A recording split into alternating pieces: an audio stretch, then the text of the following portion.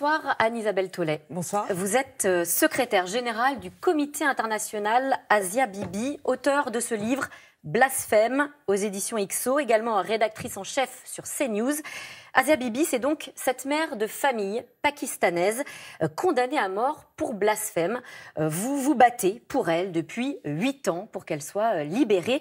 Alors Anne-Isabelle Tollet, peut-être pour bien comprendre, vous pouvez nous rappeler ce qui a provoqué cette condamnation à mort. Je crois que c'est une histoire de verre d'eau. Oui, en effet, si on fait un audio raccourci, on pourrait dire qu'Asia Bibi a été condamnée à mort parce qu'elle a eu soif.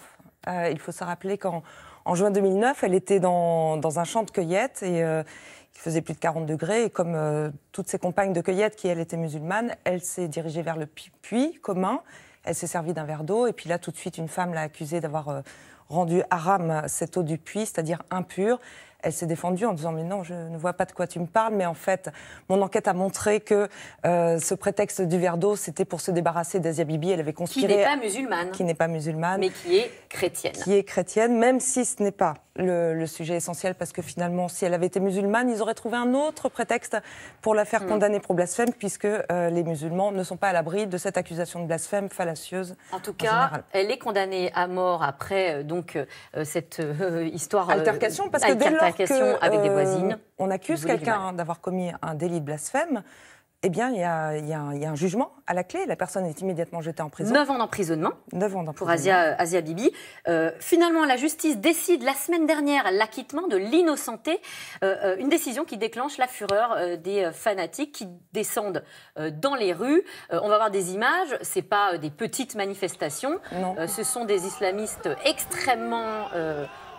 déchaînés, on pourrait dire. Oui, des fanatiques partout religieux qui ont manifesté à travers tout le Pakistan, que ce soit de Lahore à Karachi, en passant par Peshawar et Islamabad, évidemment. On voit des pancartes où ils demandent sa pendaison, la mort des juges aussi accessoirement.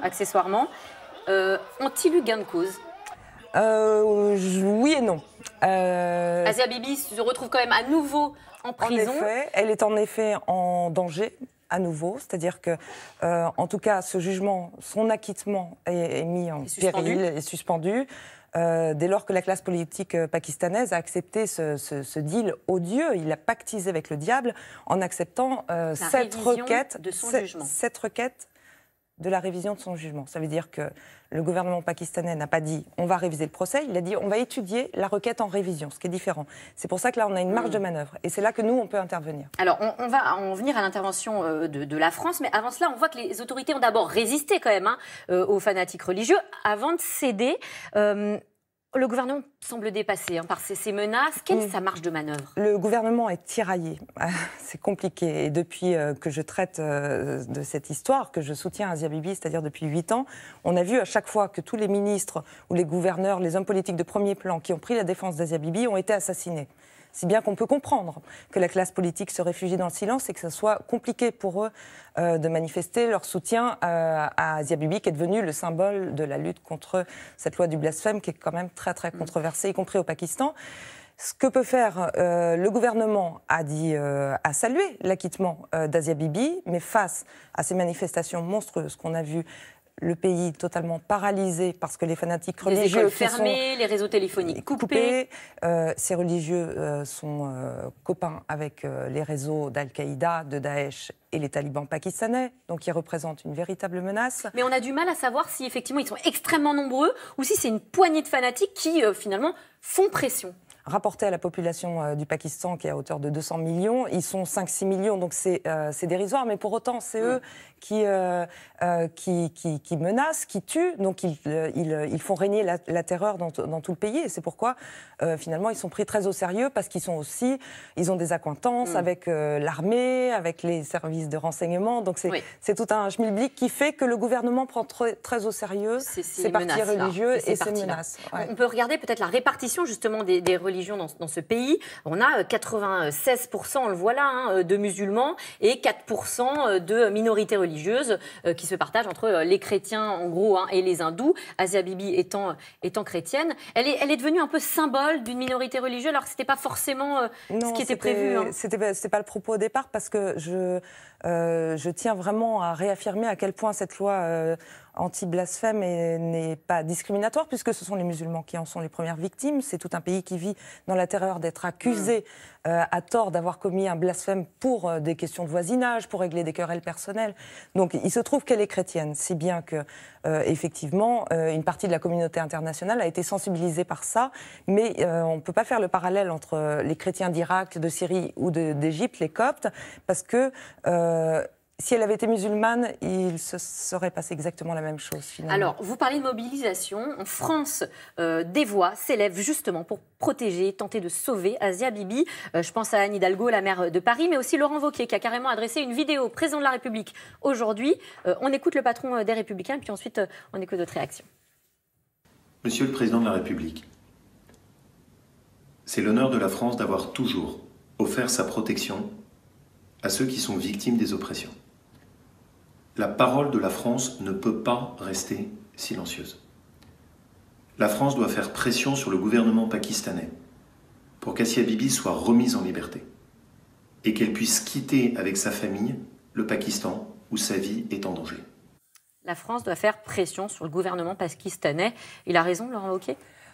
Il a raison, même si ce n'est pas Laurent Wauquiez qui voilà, il le dit tout seul. Et puis surtout, il apparaît aujourd'hui médiatiquement sur la question d'Asia Bibi, alors que Anne Hidalgo, typiquement, Anne Hidalgo le demande aussi. Ça fait plus de 3 ans et demi qu'elle me soutient dans ce combat, qu'elle a fait d'Asia Bibi citoyenne d'honneur de la ville de Paris. Alors comment on fait pour faire pression sur le gouvernement pakistanais ? Parce qu'il faut rappeler qu'Asia Bibi, à l'heure où on en parle, est toujours en prison. Il faut l'exfiltrer. Comment est-ce que c'est possible ça ? Précisément, ça va être un travail de sous-marin et très sensible. Et il faut s'armer de prudence parce que vraiment, il ne faut pas non plus faire preuve d'ingérence vis-à-vis du gouvernement pakistanais. Là, moi, ce que je crois, c'est que Imran Khan, qui est le Premier ministre du Pakistan, s'il a fait 2 pas en arrière pour acheter d'une certaine façon la paix sociale dans son pays, il a besoin du soutien de la communauté internationale pour pouvoir justifier cette exfiltration. Mais pour ça, il faut qu'on l'aide aussi, il faut qu'on propose. Il faut être présent, il faut occuper le terrain, c'est ça que vous dites. Exactement. Pour aider justement peut-être les autorités pakistanaises à libérer ou à extrader Asia Bibi. Précisément, et effectivement, et le Premier ministre pakistanais, s'il sent que la communauté internationale fait pression, il pourra au moins justifier auprès de ses électeurs et de ses citoyens pakistanais que le Pakistan étant un partenaire économique, ne peut pas s'isoler du monde, donc il a besoin du monde entier. Donc on ne peut pas non plus se couper du monde pour des raisons économiques et pour le bien du Pakistan. Et ça pourrait justifier qu'il n'accepte pas le deal des islamistes religieux. Alors, l'avocat d'Asia Bibi, lui, a déjà quitté le pays ce week-end, évidemment en craignant pour sa vie. Lui aussi est menacé de mort. Le mari d'Asia Bibi a demandé l'asile au Canada, aux États-Unis, en Grande-Bretagne, pour lui et ses filles, et puis d'autres personnes de sa famille.